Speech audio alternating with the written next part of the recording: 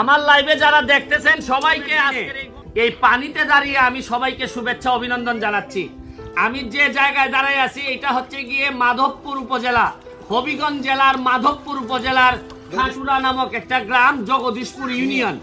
এই ইউনিয়নে আজকে পানিতে নামছি এই কারণে যে এত বড় অন্যায়ের সাক্ষী দেওয়ার জন্য আমার মনে হয়েছে যে মাটিতে না দাঁড়াই আমি পানিতে দাঁড়াইলেই সবচেয়ে বেশি জিনিসটা দেখাবে ভালো। আপনারা দেখেন আমার পিছনে যে ব্রিজটা দেখতেছেন, এই ব্রিজটা এই 1 টা 2 টা 3 টা 4 টা 5 টা 6 টা 7 টা 8 টা পিলার হইছে। 8 টা পিলার 12 বছর ধরে ঠিক একই ভাবে দাঁড়াই আছে। এই বাচ্চাগুলা উপর থেকে জাম্প মারে, কিন্তু এই ব্রিজ ব্যবহার করার সৌভাগ্য খাটুরা গ্রামের মানুষের আর কোনো। আমি শুধু বলতে চাই যে মানুষের চোখের মধ্যে কত বড় পর্দা পড়লে, কর্তৃপক্ষের চোখের মধ্যে কত বড় পর্দা পড়লে, কি ধরনের অভিশপ্ত হইলে এত হাজার হাজার মানুষের এই সরকারি টাকা বরাদ্দ হওয়ার পরেও কত বড় দুর্নীতি করলে আজকে 12 বছর ধরে অর্ধেক একটা ব্রিজ শেষ করার পরে কোনো কাজ শেষ করতে পারলেন না। এই বাসের উপর দেওয়া যায়, এই বাসের উপর দেওয়া যায়। আমি দেখেন আমি যে জায়গায় দাঁড়াই আছি এখানে বিভিন্ন কোম্পানির ময়লা আমার পায়ের উপর থেকে, পায়ের নিচ থেকে উঠতেছে। এইখানে সাধারণ মানুষের চেহারা দেখেন, দেখে আমি জিজ্ঞেস করতে চাই, এখানে আপনারা একটা জিনিস আসেন আমি দেখতে চাই যে আমাদের এই যে এই যারা নির্যাতন করেন তারা কি ধরনের নির্যাতন করেন আমি আপনাদেরকে একটু দেখাইতে চাই। এই যে ব্রিজটা তুমি একটু দেখাও, এখানে এই দিক থেকে দেখাও ব্রিজটা। এই 8টা পিলার হইছে এইখানে আমাদের কর্তৃপক্ষ, আমি জানি না কারা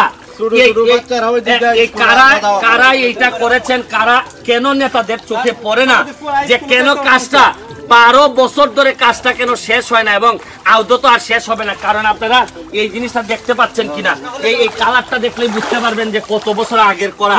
এখন আমি এখানে একটা ছেলে আপনাদেরকে জিজ্ঞেস করে কে জানি বলছিল পইরা গেছিল যাওয়ার সময়। হ্যাঁ তুমি আমার বলো তো বাবা, তুমি এখানে কি হয়েছিল ঘটনাটা? স্যার আমি যখন ইন্টারমিডিয়েট মাধবপুর কলেজে পড়ি তখন স্যার সকাল 6টা বাজে প্রাইভেট পড়তে যাওয়া লাগতো আর কি মাধবপুরে। তখন স্যার আমি ওই ব্রিজ দিয়ে যখন মধ্যস্থানে গেছি স্যার, তখন আমি ওই মধ্যস্থান থেকে পড়ে গেছি স্যার। পড়ে যাওয়ার পর আমার প্রায় স্যার বেল্টে জুতা ছিল, তারপরে পিছনে ব্যাগ ছিল, বই ছিল, তারপরে স্যার স্মার্টফোন ছিল, তারপর ওইগুলো নিয়ে আমি পড়ে গেছি। আমার বেল্টের জুতা আমি খুলতেও পারি না স্যার, উঠতেও পারি না। আমি মনে মনে চিন্তা করেছিলাম স্যার আমি হয়তো এই জায়গায় মরে যাবো, কারণ এত সকালে স্যার এই জায়গায় কোনো মানুষ ছিল না স্যার। স্যার আমি এটাই ভাবছিলাম যে আমি মনে হয় এই জায়গায় আজকে মরে যাবো। তারপরে স্যার 3-4 মিনিট আমি স্যার ওই জাবরায় স্যার পরে। আচ্ছা আমি আপনাদেরকে গ্রামবাসীরা জিজ্ঞেস করতে চাই, জিগাইতাম চাই যে জিনিসটা আপনারা না হয় আমারে বলছেন এই জন্য আমি আসছি, আপনাদের তো আরো অনেক নেতৃবৃন্দ আছে, এদেরকে জিজ্ঞেস দেখান না এটা কেন এই অবস্থা।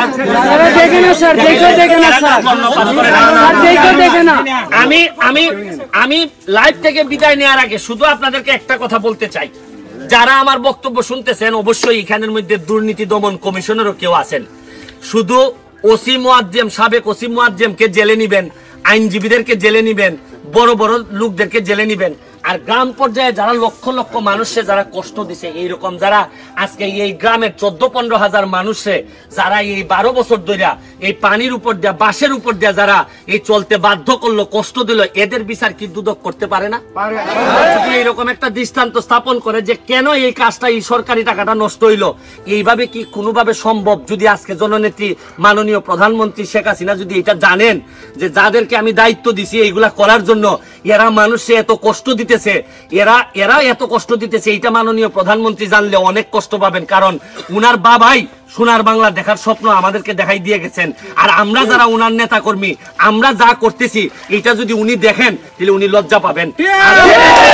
লজ্জা পাওয়ার আগে আমার মতো নেতা যারা আছে আমি অনুরোধ করি, দুদককে অনুরোধ করি যে আমার মতো নেতারে ধরেন, দরকার আমার হাতে হাত পরান, তাও দৃষ্টান্ত স্থাপন করেন যে সাধারণ মানুষের কষ্ট, হাজার হাজার গ্রামে যারা মানুষের কষ্ট, এই কষ্ট যদি আপনারা, আমার মনে আছে স্পষ্ট, আমি আমার হুজুরের কাছে পড়ছি একটা সূরা নাজিল হয়েছিল, আল্লাহর তরফ থেকে বলছিলেন হে মোহাম্মদ তুমি কারে বুঝাইতেছো, এদের চোখের মধ্যে আমি পর্দা মেরে দিছি। হে মোহাম্মদ তুমি কারে বুঝাইতেছো, এদের কানের মধ্যে আমি মোহর মেরে দিছি, এরা অভিশপ্ত হয়ে গেছে। আমার এই কথার ধারাবাহিকতায় বলতে হয় এইখানে যারা আমরা নেতা কর্মীরা আছি, আমরা কি চোখের মধ্যে কি পর্দা পড়ে গেছে, আমাদের বুকের মধ্যে কি মোহর মেরে দেওয়া হয়েছে, আমরা কি অভিশপ্ত যে এত মানুষের কষ্ট আমরা শুনতে পাই না? আমার বক্তব্য যারা শুনছেন যদি আল্লাহর হস্তে কোনোভাবে শুনে থাকেন তাহলে অন্তত এই খাটুরা গ্রাম গ্রামবাসীর এই মানুষের চেহারাগুলা দেখা এরা শুনে বঙ্গবন্ধুর সোনার বাংলার আদর্শের সৈনিক, এদের কষ্টের কথা চিন্তা করে হইলো এই ব্রিজের কাজ শেষ করেন।